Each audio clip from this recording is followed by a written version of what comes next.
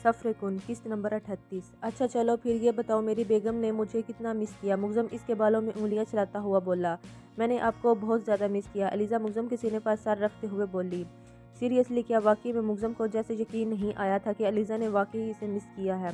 जी बहुत ज़्यादा। अलीज़ा ने अपना हिसार मुगज़म के गिर्द बांधा था, जबकि मुगज़म को तो ये ख्वाब ही लग रहा था, क्योंकि आज से पहले तक तो अलीज़ा इससे दूर भागती थी, मगर आज वो खुद इसके गले लगी हुई थी।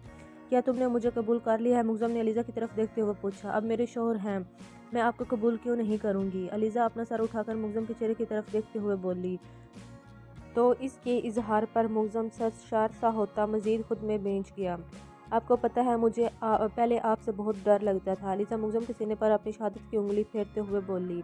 हम फिर? मुगज़म ने दिलचस्पी से पूछा। फिर मुझे आप बहुत अच्छे लगने लग गए।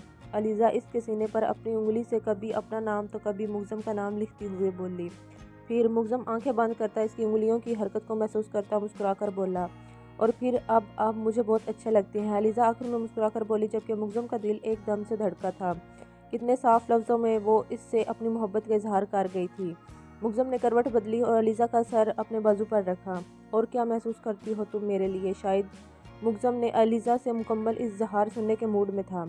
मुझे आपके बगैर नींद नहीं आती। आपने मुझे अपनी आदत डाल दी है। आपके बगैर खाने का पहला निवाला हलक से नहीं उतरता, क्योंकि आपने वो भी मुझे आदत डाल दी है। मेरा दिल करता है कि हर वक्त आप मेरे पास ही रहें।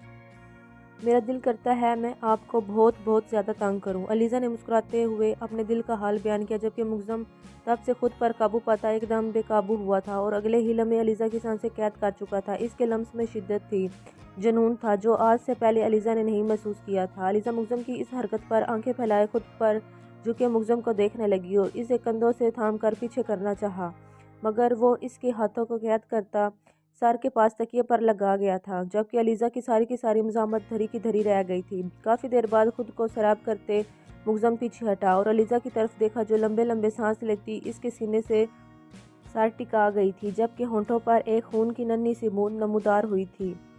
जबकि मुगज़म ने मुस्कुराते अपने लबों से इस बूंद को साफ किया और इसकी आंखों को शिद्दत से चूमा। तुम्हारा इजहार आज मुझे कितना सरशार कर गया है, तुम ये सोच भी नहीं सकती। मुझे लग रहा है जैसे मैं अपनी मोहब्बत को पा लिया हो।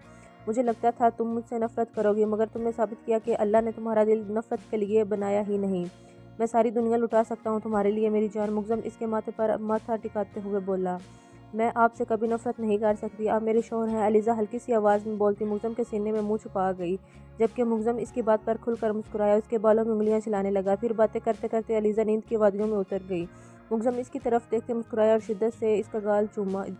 इसका दिल कर रहा था अलीज़ा को लेकर बहुत दूर चला जाए, जहाँ इन दोनों के अलावा और कोई ना हो। आज अलीज़ा ने खुलकर मुगज़म से बातें की थी, अपनी मोहब्बत का इजहार भी किया था, मगर मोहब्बत बोलकर नहीं, शौहर बोलकर। मुगज़म को लग रहा था इसने इसे 7वें आसमान पर पहुंचा दिया है। मुगज़म ने घड़ी की तरफ देखा, जहाँ 4 बज रहे थे और कुछ ही देर में फजर की अजान होने वाली थी।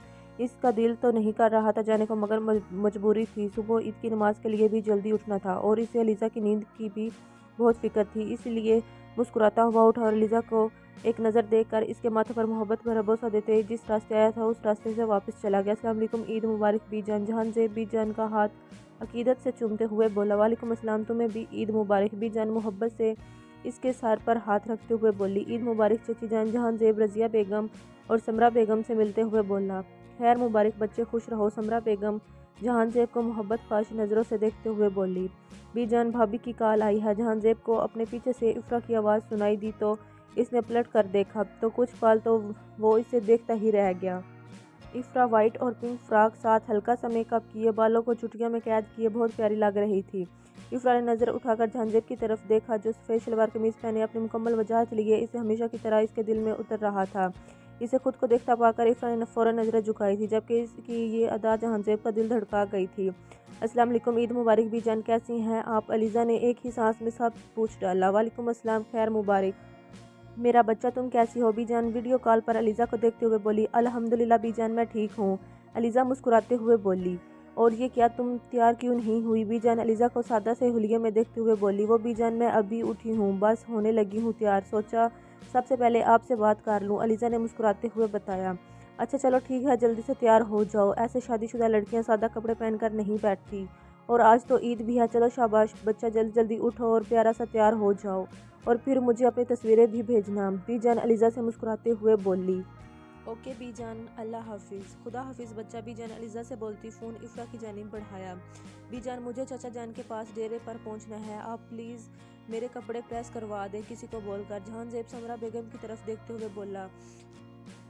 کیوں نہیں بیٹا، جاؤ فرید جہان زیب کے کپڑے پریس کر کے دو۔ سمرہ بیگم افرا کی طرف دیکھتے ہوئے بولی۔ جی امی، افرا بولتی اٹھ کھڑی ہوئی اور قدم جہان زیب کے کمرے کی جانب بڑھائے، جبکہ جہان زیب کی نظروں نے اس کا پیچھا تب تک کیا تھا جب تک وہ آنکھوں سے اوجھل نہیں ہو گئی۔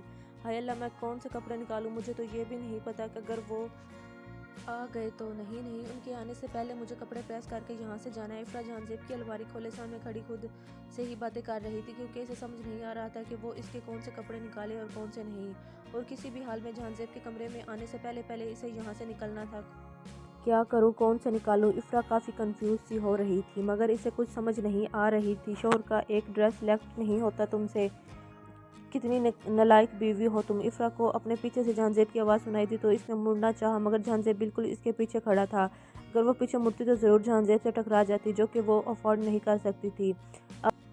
مم، مجھے کیا پتا کہ آپ کو کون سا ڈریس پہننا ہے اور کون سا نہیں، افرا لڑکھڑاتی آواز میں بولی۔ تمہیں پتا ہونا چاہیے مسز، جہان زیب ایک ڈریس نکالتا اس کے ہاتھ میں تھماتا ہوا بولا، جبکہ جہان زیب کا مضبوط بازو افرا کے سر کو ٹچ ہو رہا تھا، جس سے وہ اور بھی گھبرا رہی تھی۔ اس لیے افرا نے وہاں سے جلدی سے نکلنا چاہا، مگر جہان زیب اس کے آگے بازو رکھ کر اسے روک چکا تھا۔ تم نے تو اپنے شوہر کو عید مبارک بھی نہیں بولا، اچھی بیویاں ایسی ہوتی ہیں کیا؟ جہان زیب افرا کا مکمل جائزہ لیتے ہوئے بولا۔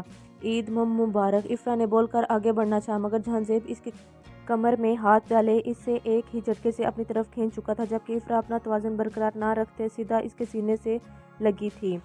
اگر آپ نے اب تک میرے چینل کو سبسکرائب نہیں کیا تو میرے چینل کو سبسکرائب کریں، لائک کریں، شیئر کریں اور بیل آئیکن کو دبائیں، اور جو لوگ میری ویڈیو دیکھتے ہیں ان کا بہت شکریہ، تھینک یو، اللہ حافظ۔